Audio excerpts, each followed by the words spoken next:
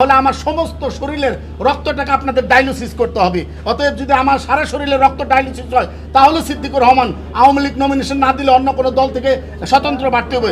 Because এটা কখনোই সম্ভব না।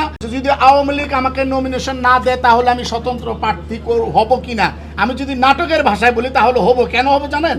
তার কারণটা হলো যে সিদ্দিকুর রহমানের ব্লাডটা সেটা আওয়ামী লীগের, তখন কিন্তু আপনাদের কষ্ট করতে হবে। আমি যদি হই তাহলে আমার সমস্ত শরীরের রক্তটাকে আপনাদের ডায়ালিসিস করতে হবে। অতএব যদি আমার সারা শরীরের রক্ত ডায়ালিসিস হয় তাহলে সিদ্দিকুর রহমান আওয়ামী লীগ নমিনেশন না দিলে অন্য কোনো দল থেকে স্বতন্ত্র বাড়তে হবে। বিকজ এটা কখনোই সম্ভব না। কারণ যদি আমার পুরো ব্লাড সার্কুলেশন চেঞ্জ করে দেন তারপরেও সম্ভব না, একটা মাত্র কারণেই, কারণ আমি আমার পরিবারের মুখ থেকে বঙ্গবন্ধুর কথা শুনেছি এবং আমি পরিবারের মুখ থেকে জয় বাংলা জয় বঙ্গবন্ধু শিখেছি।